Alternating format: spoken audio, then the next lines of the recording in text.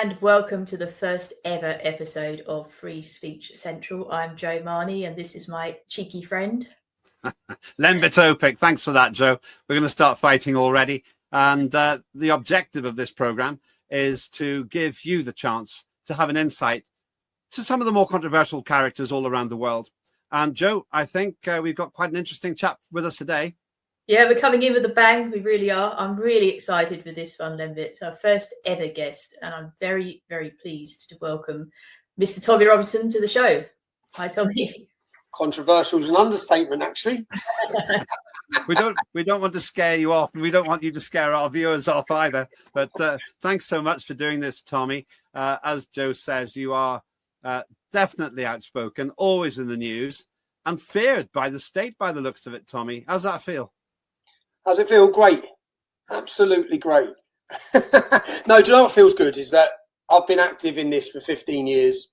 In the early days, it was very difficult. It was quite a lonely place trying to discuss the options and the topics that we do. And now it's not so lonely. Now it's pretty mainstream. Now I don't receive much. I'm about to say much. I had a big news story this week, but much negative reception when I'm out on the streets. So things have definitely changed and turned. And people who I sat down and done Trigonometry's podcast today. They wouldn't have sat down with me 12 months ago or 18 months ago. There's been a shift and a change, not in anything I've said or the way I carry myself, but in the public opinion and the public mood of the nation. Just got some fairly focused questions. Can I just ask one question? Why do you think that's changed? What's changed, Tommy? Is it you or is it public opinion? No, it's the fact that I used to talk about issues that I saw in Luton, and they were confined to towns like Luton, Birmingham, Bradford, these sort of towns which didn't affect the whole country. So it wasn't many people's problem. With the migrant invasion, crisis, whatever you want to call it, the hotels are now being filled in pretty much every town and city. So towns and areas and communities that weren't affected are now feeling the fear that we feel. They're now worried for their daughters, for safety, for security, due to social media. Again, stories are shared. I think in the last 12 days, we've had 11 sexual assaults, rapes and attacks by migrants, 11 out of the last 12 days. So now it gets shared, it gets publicised. Remember, there was a big period there of total censorship where people like myself or people talking about this issue, you couldn't talk about these issues. You were censored, you were deleted. And if you weren't censored and deleted, they had the public in a state of fear, and justifiably so, because you lose your job, you get cancelled, you get kicked out. Even now where we're at, it's still not free. When was the last time you heard someone say we live in a free country? When was the last time you heard that? People don't say it anymore because they realise we don't live in a free country. So there are consequences of your speech. Unfortunately, many people lose their jobs, they lose their careers, and I don't blame them for being scared of speaking. But there's definitely been a shift, and I'd say something momentous. A revolution is brewing in Great Britain. It used to be certain elements or certain people that would be speaking out. It's now the mums. Yeah. Mums have had enough. Everyday mainstream population are speaking openly, which is very encouraging to watch. I watch interviews outside these hotel migrant protests, and I guess we fitted the narrative. Maybe we fitted a narrative of working class. I was young when I started the English Defence League. I was a young man. I'm a very different man to that than I am now. I'm 42, father of 3. We grow up, we mature. So I understand some of the criticism that I would have faced in my activism. I was a young, angry man, and I was angry with the state of my country. Yeah, that's something I wanted to ask you about, actually, Tommy, is how you sort of came about to get into political activism. Because I know you were was it the BNP to start with, and then you went on to the English Defence League for a while. So, what was it that sort of really made you feel the need to get into politics in that way to start with? I grew up in Luton. Luton's 30 miles north of London. When I was born in 1982, there was one mosque. There's now 45. So I've seen the difference, the change, the effect it has on freedom, culture. You know that a terminology now that is part of British discussion every day is two-tier policing. Well, it was for us because I saw it my whole life. So we've been speaking about that for 20 years. We've been trying to highlight it for 20 years. My first leaflet I ever made, which was front page of my local newspaper, which I used in a presentation at Oxford University to show people. In 2015, I gave a presentation at Oxford University. So I went to my local library. I dug up the leaflet. I organised a demonstration when I was 20 called Ban the Luton Taliban. And in that leaflet, my rhetoric has never changed. It said whites and blacks are being racially and religiously targeted in Luton. They're using heroin as a weapon against our community to prostitute our daughters and kids and put them into paedophilic gangs. That's now called grooming. Yeah? And what we was asking in the leaflet and on the front page of the paper is, why don't the police do anything? How come they crush us or our community, but they leave them alone? They're literally given free rein. Extremist groups, Al Masradeen, who are now a prescribed terrorist organisation, were free to operate for decades in our town. They were on the streets, they were radicalising, they were recruiting, they had pace tables set up, they were operating in the mosques, operating in the university. Remember, this is before 7/7, so before any terrorist atrocity.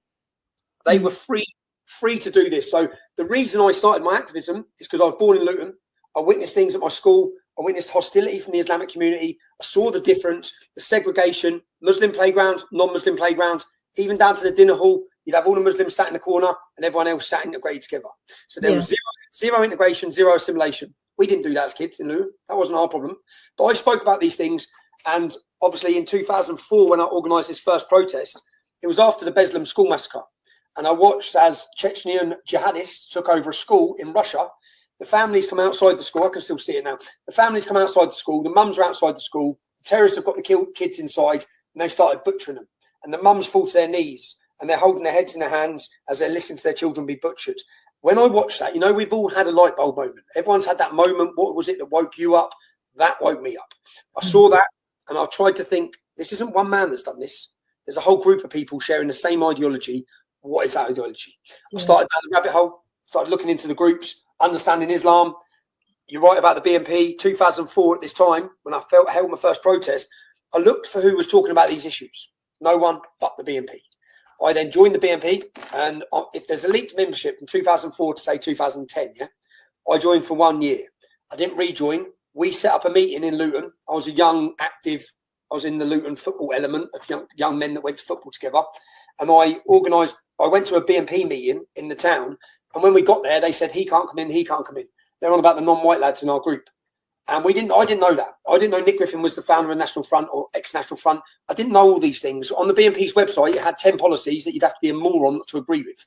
Now, after that meeting, there's a Searchlight magazine, which was a far-left magazine, run a story saying when the Luton MIGs, which is the football group of Luton supporters, fell out with the BNP. Because from that point on, we didn't allow the BNP to operate in our town because we understood then what they were like, total racist. Luton is a very diverse town. It's one of the most diverse towns in Europe. Most of the people I line up, if you line up my friends, they're sons of immigrants or immigrants.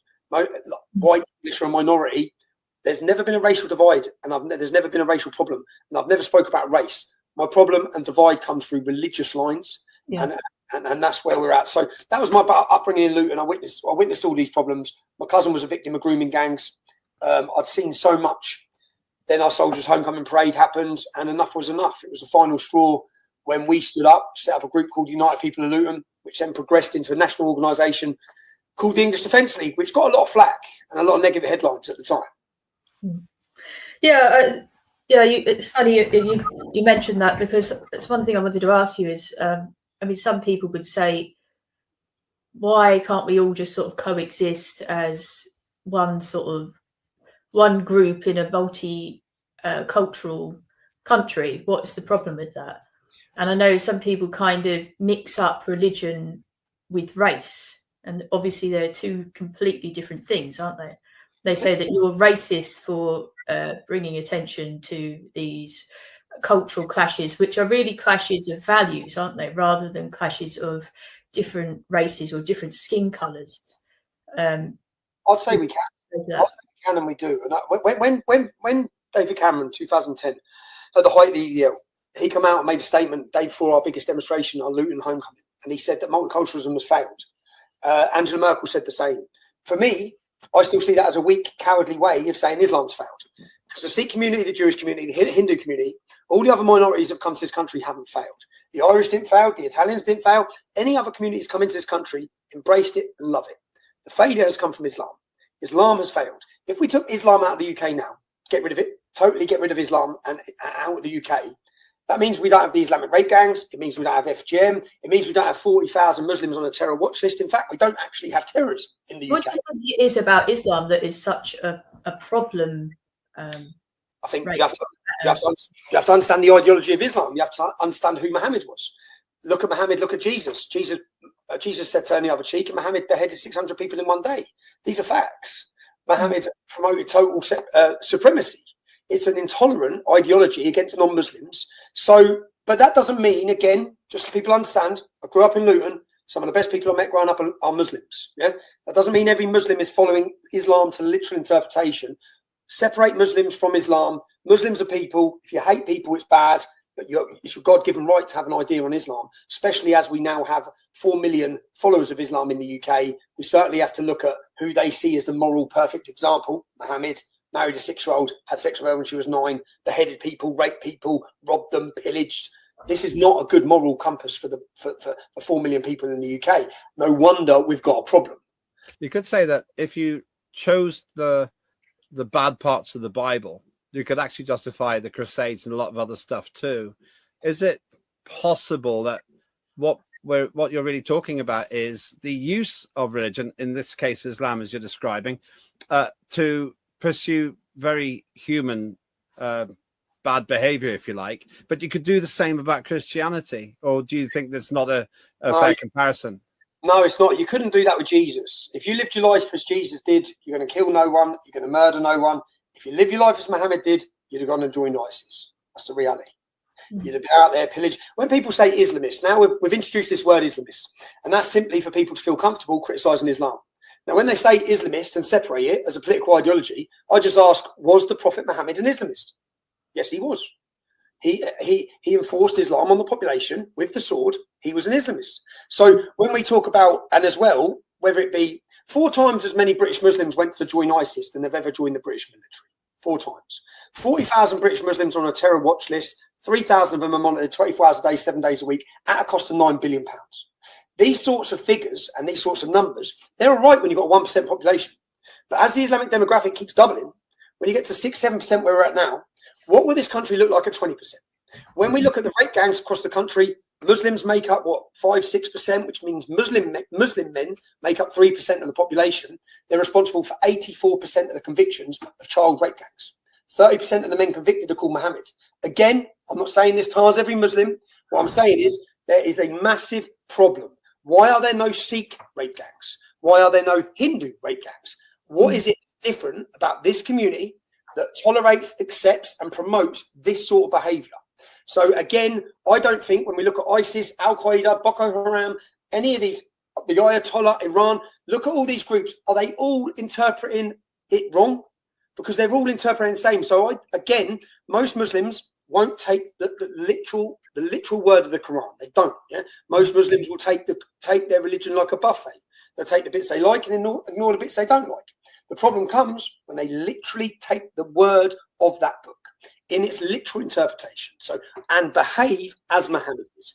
In modern Britain, 2025, people want to behave as a man did 1400 years ago when he was pillaging and raping his way around the world. Yeah, I think the trouble is as well, Tommy, is that a lot of these people see white Western women like me, or Western girls, like we're sort of 4th-class citizens, as though we deserve anything that we get because we don't dress the same way as they do, because we're not Muslim, and they almost dehumanize us. And that seems to be a huge problem within the Muslim community. And I think that really contributes to these crime figures that you're talking about at the minute. They dehumanize you because the Quran dehumanizes you, because there's 4 verses in the Quran that specifically tell them that outside of their 4 wives, they can take whatever the right arm possesses, the arm of the sword, and they can take non-Muslim women as sexual war booty, captives. Yeah. So that, and one of the verses actually say they're blameless. So of course, and of course, that's what Muhammad did. In fact, Muhammad's wife, Sophia, he beheaded 600 Jews in one day. He tortured Kanana, the leader of the Jewish tribe. Again, this is not Tommy Robinson's opinion. This is in the biography of Muhammad by Ibn Ishaq, the most renowned scholar in the Islamic world on the life of Muhammad. This is the behavior of that man. So, of course, I understand the difficulty in politicians and media. They don't know what to do. What do we do for 4 million Muslims? What do? We don't lie. We don't pretend. And that's unfortunately what many of our politicians have tried to do. They've tried to bury their head. And the reason they've buried their head is because many of their government failures are the reason that these men have been imported in. So they're imported in people from different cultures with different value systems that do not integrate or assimilate. We're now in a situation where our children are being affected. England's being affected. our entire future of our nation and security and stability of this country is now affected. And that is at such a small population. What are we going to do about it? And all I say is tell the truth. I've told the truth. And as I said, I haven't changed my rhetoric. I've been very clear from the start of my activism. It's simply now that many people see what I said. They see the truth. They see that the media lied, politicians lied, government lied, police leaders lied. They all bent the knee, and many of them continue to bend the knee. And unfortunately, Britain is awake. The population are now awake, and they're not just awake, but they're scared. When you've got a scared population who no longer see safety or security for their kids, it's a pretty dangerous situation that we're entering right now. The majority of Muslims don't commit the kind of crimes you described, though. It's still a minority that does it. Is it possible that when you make these points, you lay yourself open to the kind of criticisms that we all read about you? Oh, he's racist, he's anti-Islam and all this kind of thing. Is it possible that still a relatively small proportion of Muslims are causing this huge problem? 23% of British Muslims want Sharia law in the UK. That's 1.2 million. It's not that, and that's not a small number. If you want to look at the figures for Telford, for the rape gangs, Telford has a 1.7% Muslim population. At the Telford rape gangs, the police identified 1,000 victims. 5 of them were murdered. Now, the police identified 200 rapists in Telford. They prosecuted 11, but they identified 200. So out of Telford, if you take the 1.7% Muslim population, you get rid of the under 16s, get rid of the over 70s, you've got 1,000 men. So out of that 1,000 men, 20% of them were raping children. We're not talking a handful here. We're talking massive numbers. The only numbers, what are the 2 cities we've got numbers for? Telford, 1.7% Muslim population. What's the other big one? Rotherham. Rotherham has a 3.7% Muslim population. So out of a 3.7% Muslim population, we had 1,400 children raped in a 16-year period. What do we think it's like in Birmingham or Luton when it's 50%? Or Oldham, where they've continually shut down the investigation? So I understand the difficulty and people feel uncomfortable. There are many great Muslims, and there's probably many great Muslims that are sickened by this. But how many Muslims over the 30 or 40-year period of these rape gangs, how many Muslims went to the authorities or went to the police and told about the other Muslims? Not one. So in this entire period of rape of a generation of our daughters, not one Muslim, their whole communities knew it was going on. Not one of them stepped forward. In fact, what did the Muslim representatives do? If we look at the Rochdale case, Councillor Hussain, the Muslim Labour councillor, went to court and gave a character reference for the rapist. The Muslim ex-mayor of Bolton went to court and gave a character reference for the rapist. Now, when they've done this and they put their names to give a character reference for a man that raped 100 little English children, did he lose his job? No, he was accelerated through his Labour Party. What did the councillor in Jaglia, the Muslim councillor in Rotherham, do? He was part of the gangs. What did the Muslim representative for Labour do in Oldham? He's in jail now as one of the rapists of the gangs. So there has been no protest ever in this country by the Muslim community over the rape of a generation of our daughters. They protest over Gaza. They protest over anything and everything. Yeah, they're on the streets all the time, but they have no disgust. Why don't they? Why don't they care about our daughters being raped? Many of them have a negative opinion, unfortunately. Yeah. Tommy, I suppose a lot of people would say, what about all of the white British people who commit similar crimes? I mean, obviously, the majority of child abuse crimes are committed by white British people in this country. Yeah, the majority of the country is white. 90% of the country is white. I think that matches the figures for the paedophile rates. But this is a very different type of gang. This is where fathers, brothers, cousins and work colleagues are raping children together. Something this country's never seen. Usually it's 2 deranged paedophiles meeting up on the internet and sharing their fantasies. This is 6, 7, 8, 9, 10 work colleagues raping little 12-year-olds together, queuing up together. This is a whole new mindset this country's never seen. What is it? We need to understand it. Is it Islamic? Is it cultural? You're not even allowed to ask that question. You're not allowed to ask that question. If we look through the figures, look through the people, we know that they're Somalians, we know that they're Iraqis, we know they're Syrians, and the majority are Pakistanis. But what's the common denominator between all of them? They follow Islam. So these sort of statistics, I'll be honest, I don't care how many people get upset or offended or their feelings get hurt by spitting facts at them. I more care about protecting the next generation of British children from being raped. That's the most important thing. If a community wants to get upset because the truth is, there's not been one case in this country of a group of non-Muslims raping a Muslim girl. Not one. in the whole country. I challenge anyone to find one. There's not one. And if there had been one, the whole country would burn.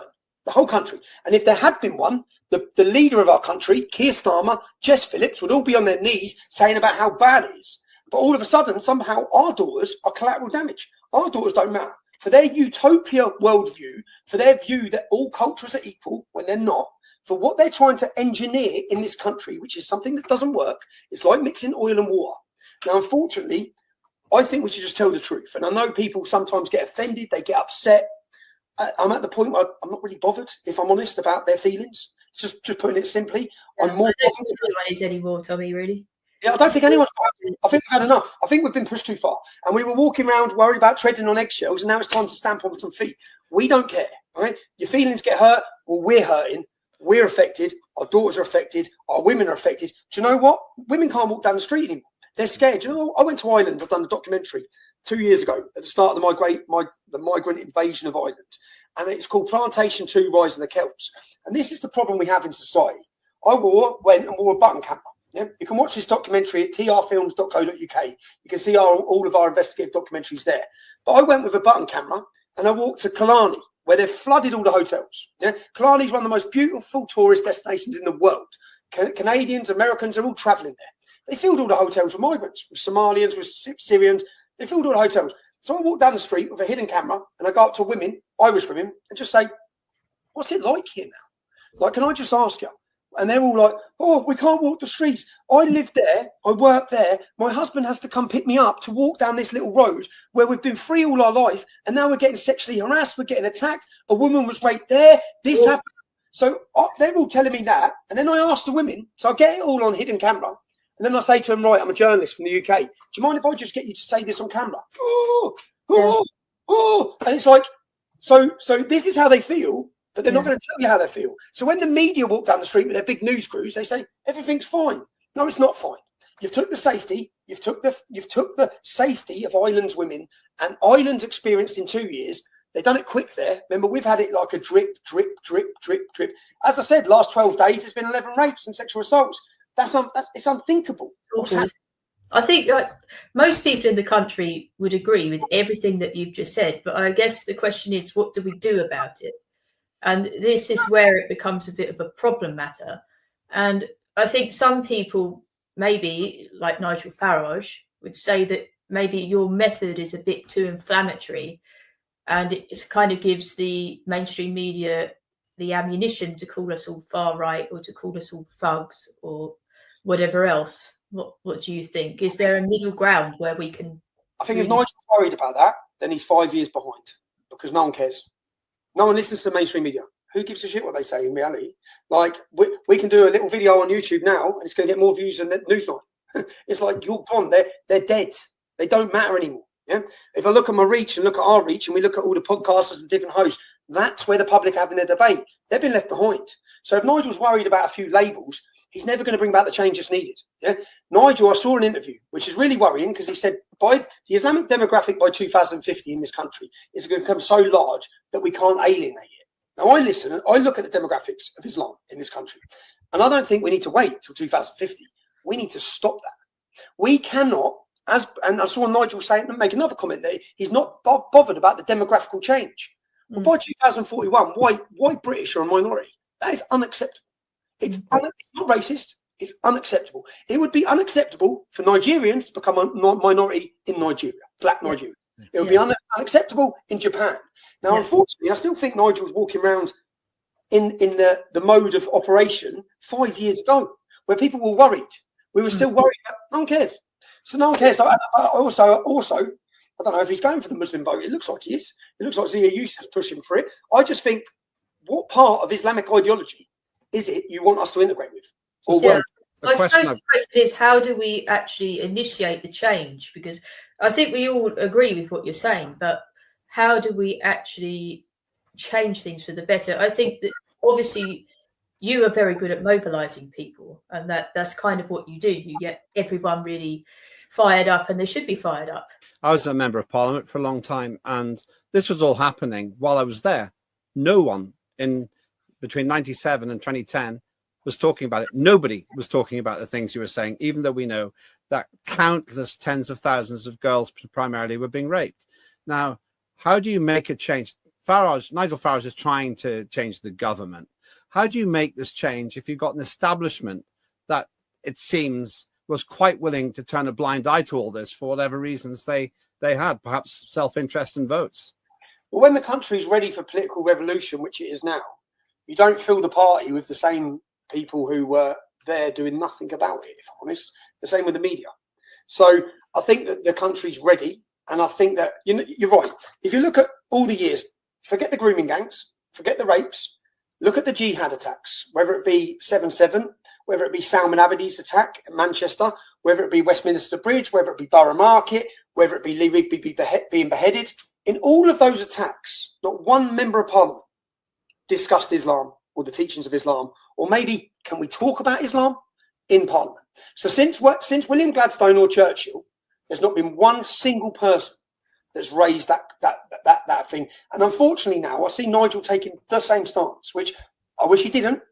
I like doing my journalism, and we want to be a cultural movement. I've said that from the start. Yeah, there needs to bring about the change. You're right. You need political manifesto. You need to get into politics. And I wish Nigel would have took the voice of the British public and the concerns of the British public without any appeasement. You know, the Geert Wilders. Geert Wilders just won the Dutch election. Okay, Geert Wilders was 10 years ago when we started in the English Defence League. He was the here. Yeah? Now look at him here. He hasn't got there by appeasing at all. He hasn't bent the knee. He hasn't given his chairman seat to a Muslim. He hasn't done anything. Do you think Geert Wilders' party would have a chairman who's a follower of Islam? How are you going to stop the Islamisation of Britain when your lead person, picking everything, follows Islam? And that's not a problem. I'm just saying, how are you going to deal with that? And it should be a conversation that people could have. People aren't leaving. It doesn't seem there's even any free speech, unfortunately, under Farage, because people or councillors within the party are getting kicked out for having truthful discussions. Now, that is not what this country needs. It's the wrong moment. The country's ready for this discussion. That's not extreme. It's not racist. It's not. And when you talk, yeah, I do mobilise people. But if you look at how we're mobilising people, look at our last 3 events. We had 30,000, then we had over 100,000, and we had 200,000. There were 0 arrests. Well, I've learned a lot. Grown up, learned a lot. I've seen how they infiltrate. I've done 80 national demonstrations. We bring music, we bring festival, we bring families, we bring celebration. Okay, so that's what our events are about. It's about unifying the country, not just unifying. It gives confidence to all of us. Lots of people are finding courage now. And it's great to see, and I should stop being bitter, because I was bitter for quite a while. I was bitter because I think we've been imprisoned, we've been attacked, breakdown of our families, not just me, school teachers lost jobs who supported us, people have been imprisoned, many people. You hear my story, but there's probably thousands like me, yeah, who have gone through this process to try and force this discussion. Now the discussion is being had. So I should swallow my bitter pill and accept that it's great that so many voices are having this discussion, because it needs to be had. My message to the Attorney General, my message to the government and the corrupt courts: freedom of speech. Freedom of speech has never been free, okay? Our forefathers died and bled for freedom of speech. Every single suffering you can imagine, people have sacrificed for freedom of speech. What would you say is the solution? How do we overcome the issues that you've described? What's the specific action step for this country? Well, Donald Trump closed his borders. No people last month. None. It's doable like that. As if they can't close our borders with the Royal Navy. As if we can't stop the boats. But the boats are the least of the option. Look at legal migration. Rishi Sunak brought in £1.2 million people. But at the start of, again, I challenge Richard Tice. Reforms policy was 1 in, 1 out. 500,000 British people left last year, which would mean 500,000 coming in. We don't need that. That cannot be. And what would we do? We do need mass deportations. These are not asylum seekers. They're fake asylum seekers because they come through 16 safe countries. Now, if the incentives are there for them to keep coming, it's like human trafficking. It's organised. They're literally picked up off the coast and brought into our country, then put in hotels. So we're expected as a British public, you can't get a dentist appointment. Your mum and dad and your nan and granddad are freezing their asses off and can't afford their heating because Labour took the money away. And whilst they're doing that, 3 or 4 meals a day are going to Syrians, Afghanis and Iraqis. And I'm sorry, but as the British government, your job, first and foremost, is to protect British people, not Afghanis, not Somalis. So they could bring in policies that would prevent the need or the drive. They could make it, if any of you come into our country illegally, you will never get citizenship. You will only ever be detained. You will be deported. There will be mass deportations of all illegal immigration in this country. It's not difficult. They make out like it's a big difficult, but they do that because there's no will and no courage by any of them to go through. Because you know, if you did go through what's needed, if Nigel Farage started telling the truth about Islam, he'd have to live in a bomb shelter like Geert Wilders did. Geert Wilders has 24 hours a day, 7 days a week protection. He cannot go anywhere. And that's because he has stood up on principle and challenged the biggest threat. Are you worried about any threats to you, Tommy? Because you obviously very outspoken about Islam. Do you ever get any threats against you? Do you know Salman Mamika? Did you know Salman Mamika? Salman Mamika is a friend in Sweden who got executed whilst I was in custody. Live assassination. No one's been arrested. The hit was put on him from Turkey and Iraq because he was speaking out. He's burning the Quran. He was an Iraqi Christian refugee. They let him get assassinated. So, unfortunately, when we look at Charlie Hebdo, after Charlie Hebdo, every newspaper in this country and in the world should have run that cartoon on the front cover. They should have took the need away. So, I don't fear Muslims per se, or jihad or attacks. I fear the state. I fear the state. The state are the biggest oppressors. The biggest worry that I have is the false charges, the locking up. I had an incident this week, and I just done a podcast this morning, trigonometry, and they said, "But you've been in a lot of violent confrontations, Tommy." I said, "We'll get onto that in a bit." But I just wanted to ask you, as you brought it up, a bit about your time in prison. What was that like? Because you've been in prison. What is it? Is it 2 times now, or 5, 6? 5 times. 5, 5, 6. But again, it's all for the activism. Or the most recent one, I got an 18-month prison sentence for a film. Yeah, I made. No one was arguing factually what was in the film was incorrect. In fact, the film was just a combination of witness testimonies and school records, and the government didn't want anyone to see it. And they didn't want anyone to see it because they spun a lie to the whole world and fed a load of bullshit to the public. And they're probably doing that every day in, day out. And I showed through covert recordings that all the school teachers have been given non-disclosure agreements, and the council, led by a Muslim, had paid all the school teachers to prevent them from telling the truth. So this open border bullshit story could be spread, and the British public could be lied to.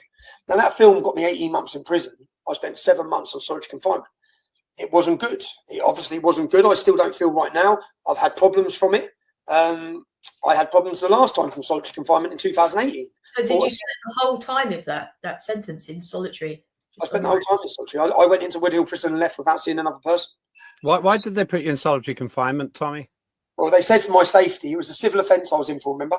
So a civil offence. So I was in for a civil offence, which should mean you go to an open prison, a decap facility, where you go out and work all day and you go home. You go home. Yeah? You go home half the time when you're not actually locked up. You don't have a lock to your cell. But they said that my safety. So for my safety, they moved me to HMP Woodhill, which is a maximum security facility with a 40% Muslim population. Remember, Muslims only make up 5-6% in the UK. 40% of Woodhill prison is Islamic. 50% of them are serving life for murder. So they put me there for a civil offence and then used the excuse, well, you'll get killed in here, so we're going to put you on solitary confinement. Now, Axel Rudy Cabana has not spent a day on solitary confinement. Salman Abedi's brother has not spent a day on solitary confinement. None of them are on solitary confinement. So we have a thing called the Mandela Rule in Europe as well. And the European Court of Human Rights has the Mandela Rule, which means you can only be held in solitary confinement for 14 days, because after 14 days, it starts frying your head and it's negative impact on your mental health. And the only people that can override that is the government. So every 42 days, Shabina Mahmood signed the documentation to justify my solitary confinement. And that lasted 7 months. And obviously, the whole time I was in there, I was panicked, I was stressed, because I was panicked and stressed about how I am going to be when I get out. And when I got out, again, I have faced problems. Just speaking honestly, I've faced problems. Obviously, last week you saw an incident in London with regards to me. But as I said, sorry, Tommy. Were you able to see your family while you were in prison at all? Yeah, I had family visits. I had visits. Yeah, I had visits. I still have my visits. But so I would get taken out at 8:30 in the morning. Because I was a civil prisoner, they'd open me up and they'd walk me to another segregation unit, which was built in the prisons for the jihadists, maximum security. But there was no jihadists in this segregation unit. It was 16 cells. So for the first 5 months of being in there, they'd let me out at 8:30. They'd walk me over there on my own, put me outside. I'd walk around for 30 minutes on my own. Then they'd lock me in a room, probably twice the size of a cell, but it had a exercise bike and a running machine. I'd exercise for an hour, hour and a half. Then they'd lock me in a shower. I'll be back in my cell by 11, and then they'd open my cell door the next day again at 8:30 in the morning. So how many hours a day? Bit of a digression, but how many hours a day were you actually alone? Were you actually solitary? I was on my own 24 hours a day, but I was locked up for 21 hours a day. So I was out for 3 hours, which was better than in 2018. Because in 2018, I was on my own 24 hours a day, but I was locked up for 23 and a half hours a day. So this time, because I was a civil offender, they had to give me other rights to get me out of my cell. Which, look, what I say is, and it may sound, my biggest worry was how I react when I get out of jail. Because I remember last time, and all the things that I felt and all the things I went through last time are natural consequence of solitary confinement. Quick to aggression, anger problems, personality changes, withdrawal, so isolation. You experience all of these things, and all they wanted to do when I was in there is throw medication. I don't want medication. I don't believe in medication. So my medication is the gym. It's fitness. It's trying to work myself, going out and going for a walk. That's my medication. But that is, and they never should have done it, but they didn't have to do that, which is what I said to them in jail. You don't have to do this. There was no way they had to lock me up for 18 months for a non-crime, a civil offence. And if they did want to lock me up, my solicitors found a prison in Norfolk that had 40 prisoners, a small facility with no Muslims in, but they wouldn't send me there. They wanted to keep me on solitary confinement because the consequence of solitary confinement is playing with your mind. And it broke me in 2018. It did. It broke me. I went into jail, one person, come out another from the solitary confinement. And when you said that last time, you looked a bit like Ben Gunn. Why was that? Did you not want to have your hair cut or anything? Looking guy. No. When I come out this time, so I didn't have a mirror. Yes, I didn't. It didn't bother me. I didn't have a mirror. So I was in a segregation unit. So the block. Now in the block, the cells are not like normal cells. In a prison cell, you usually get a wardrobe. You get all these different things. They're suicide cells when you're down the block, because the only people who go to the block is when you smash up, cut yourself, or you cut people, or you set fires. So then you go to a room in a cell that's unpenetrable. It's unbreakable. So anything in there, you don't have anything. You have a plastic molded chair that can't be broken. You're not allowed anything sharp. So it didn't bother me the way I looked, and I hadn't seen myself for those 7 months. I only saw myself when I got out, and I realised how ginger on my beard was. But, Julian Assange, he was kept in a very high security environment for totally incomprehensible reasons, in my view. But perhaps it's not so incomprehensible because they were trying to break him too. I spoke to him in Belmarsh. So when I was in Belmarsh in 2018, I was on it's called the contingency suite. It was built for Ian Huntley. So it's a unit within the unit. You don't see anyone. And when I got out my exercise each day, Julian Assange was at the top. So he was at the window at the top. So I spoke to him only twice in there. And when I spoke to the staff in there, he spoke to me twice. When I spoke to the staff in there, he's gone. They said he's broken. He's gone. Yeah, which I can fully understand, because in my small time I was in there, my mind was gone. What did you talk with Julian about, or was it just lightweight? Just lightweight about what was happening in my case, what had just happened. How was he? Because he'd done it 6 years at that point. 6 years at that point. I asked him if he wanted me to organise protests when I'm out. I said I can galvanise people. What do you want? Like when I walk out of here. But also at the same time, think about what they did to him. Think about it. They planned to assassinate him once. Yeah? But think about the level. And when they do this, like they're doing it to Lucy Connolly now, Keir Starmer weaponised the judiciary and weaponised the media and weaponised the government against the British public to instill fear in them. So when I'm used as an example. If you speak out, look what we can do to him. Look what we can do to Lucy Connolly. Look what we can do to Peter Lynch. The only problem for them is they underestimate the British spirit. And the British spirit and what's in our DNA is to fight. Historically, they may have tried to feminise every man in this country. They may have tried to weaken every man in this country. But when the men in this country understand where they've come from and who they are, they will understand that it's in their person, it's in our DNA to fight. So a government that wishes to oppress us and wishes to silence us, did it work? You put me in jail, my profile went up here, my film got 167 million views. You lost, Keir Starmer. Your Attorney General lost. We're about to hold a rally on the 13th of September. where the numbers are going to suppress any demonstration this country's ever seen. Yeah? And we're mobilising. Do you know what they want? They want us wearing masks and they want us acting like hooligans. Unfortunately, that's not who we are. Yeah? And they don't dictate who we are. So we don't let them infiltrate us. There's no mask covering on ours. I've seen infiltration at English Defence League for years. I've seen it during the riots. Watch the riots. You know the riots after Stockport. Look at the people who set fire to the police station in Sunderland, all wearing head to toe black, not a single bit of body. It's the government, if you ask me. Look up Special Demonstration Squad. It's a squad within the government whose job it is to infiltrate peaceful protests, to provoke violence. And as they provoke violence, now this may sound like a conspiracy theory, but what happened last week at Epping? They bust them in. They bust them in.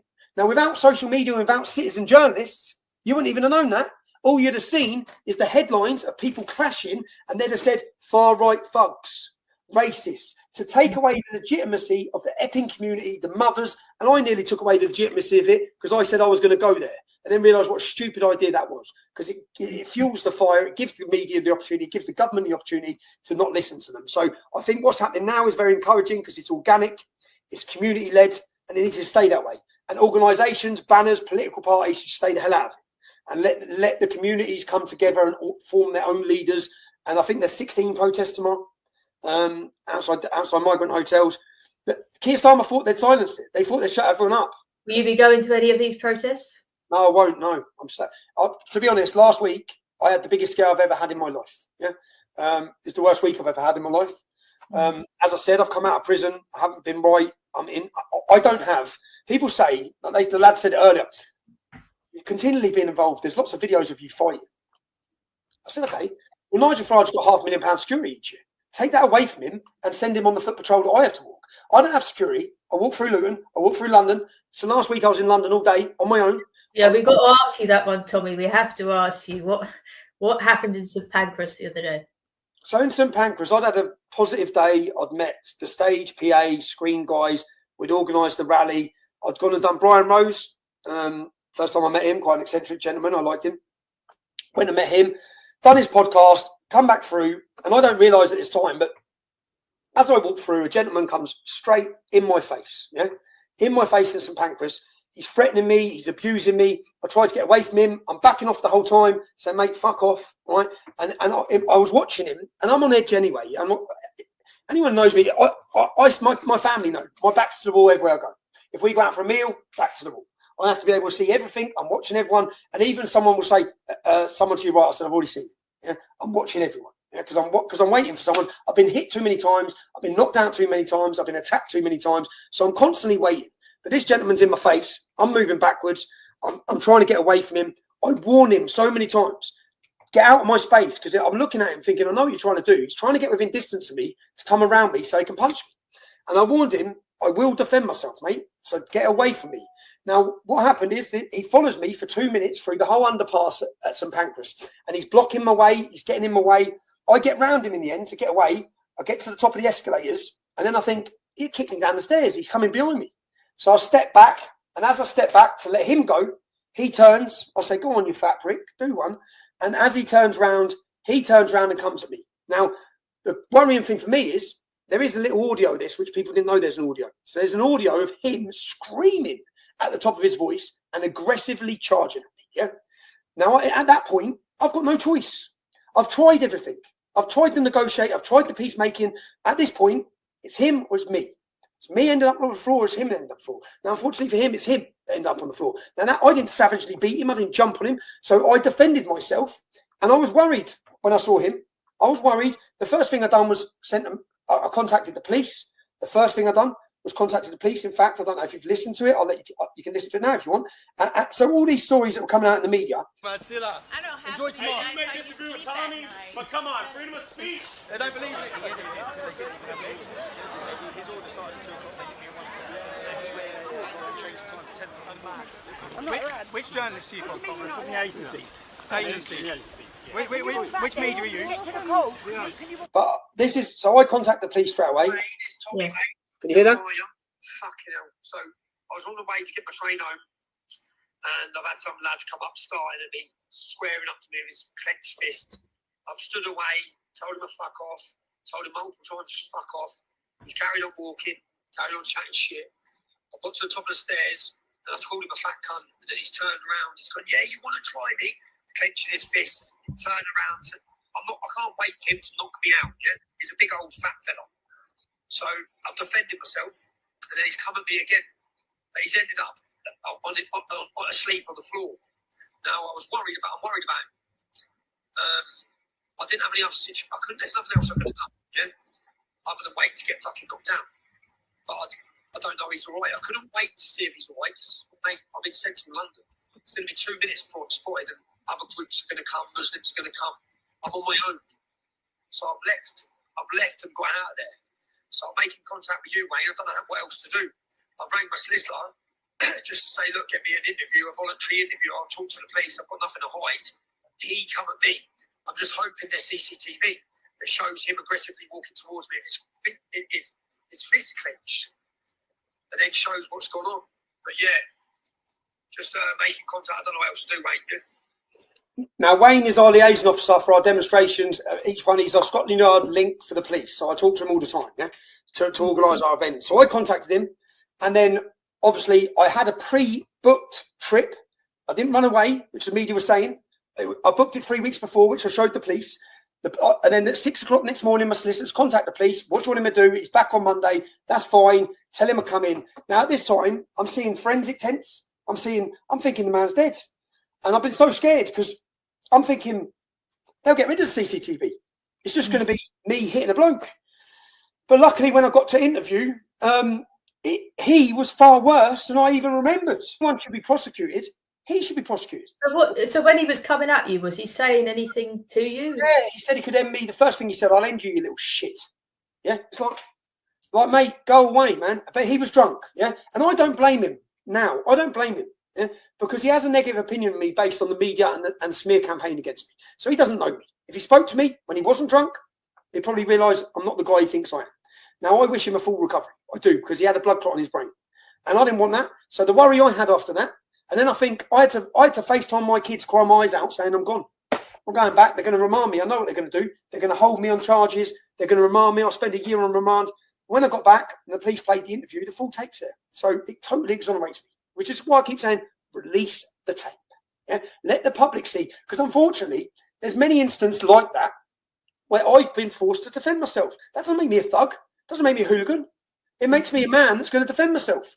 And unfortunately, I shouldn't be in a position to defend myself. I wish I had them. I wish I had security. But I don't. There are a lot of nutters out there, unfortunately. I know. I'm one of them. I'm only joking, but that's the reality. It's not safe to do so because even when I'm defending myself, I was nearly looking at 10 years. If there wouldn't have been CCTV, I'll be stitched up. So unfortunately, at the minute, I'm going to go away and I can work from wherever, a place of safety. And unfortunately, I've lived two different lives anyway. Since I don't walk the streets with my kids, I never have. Go in separate cars when I go places in case there's problems. But you know the difficulty, it's really changed. I know this incident just happened this week. I don't really get that much hate, not even from Muslims. Not even that from Muslims. So there's been a change, but obviously 100 people could shake my hand, only take one to want to punch me. In your judgment, do you think that there is any prospect of a change of heart from either the media or politicians towards you? They change like the wind. Yeah? The country's mood changing, they'll change. Listen to Robert Jenrick now, yeah? Compared to who he was 3 years ago. Yeah? He was part of government.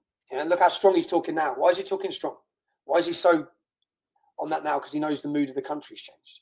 Now, thankfully, I've become less toxic, more palatable, thanks to many people, Jordan Peterson, Gad Saad, Elon Musk, people who are just saying it as it is. And I think lots of people who realise they've been lied to about so much. I'm not perfect. The public know I'm not perfect. I'm a working class kid from Luton Town. I've had my history, my own. I never claimed to be an angel polishing my halo. I've never said that. Yeah? But at the same time, the negative flaws or some of the maybe my brashness and my upbringing, I would have stopped after the first punch in the nose, but I didn't. And it's why I continued standing up, because of the upbringing I've had. So I don't apologise for that. There's no videos of me being aggressive or violent or bullying or anything like that. And if I walk out this house tomorrow and I walk down the street in a town centre and someone confronts me and threatens me with violence and I need to protect myself again, I will. I don't want to. It's not a nice feeling. In fact, I shit myself. So I put on a brave face a lot of the time, but it's not nice. I walk places and think, here we go. So I mean, I look everywhere I go, so I have to watch everyone. It's not good. It's not a good feeling. But yeah, I don't know what to do, to be honest. I just want to get through to September 13th. I want to make sure it's a success. I want to make sure it's peaceful. I want to make sure that all the people who are feeling voiceless come together. I want it to be a show of unity. And you see, if 500,000 or 1 million people turn up, it will give courage to many of the people sitting in Parliament who agree that there's a problem and have been scared to say. Do you think you'll continue your campaign to try to right the wrongs that you perceive in British society now? I think my position is to wake people up and educate them.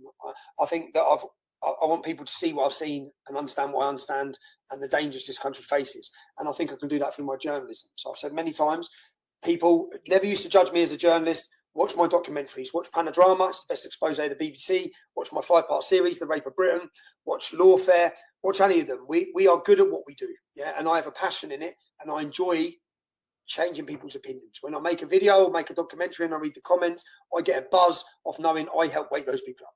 So if 500,000 people come to a demonstration in London to celebrate their culture, and they felt 2 years ago they couldn't celebrate their culture, my buzz is that I played a part in doing that. As I said, I don't want to be involved in politics. I know I am involved in politics, but I think my place is in journalism, is in creating content, and in a cultural movement. If you change the culture, you change the politics. We're changing the culture.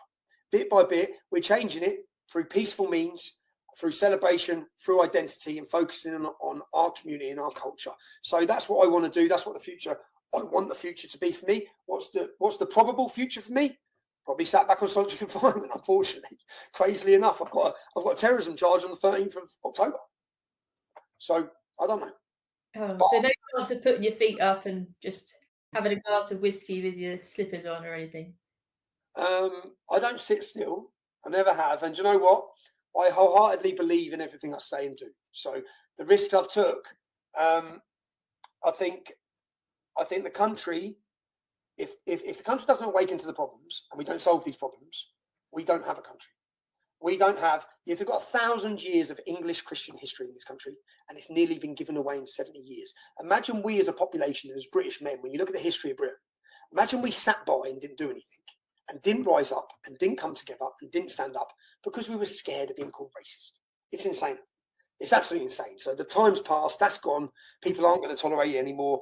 And the other problem is that I don't want to see good migration and good migrants to this country blamed for the problems of a few. Yeah. So the Sikh community, Hindu community, if you go to any of our events on September 13th and understand the diversity of our crowd, yeah, we've bypassed the bullshit of the media. No one buys it. No one buys the racist stick anymore. No one's tolerating it. Jordan Peterson speaking at our next event. Lead politicians from Poland, Germany, Denmark, Belgium, they're all coming. So there's a unifying, something's happening.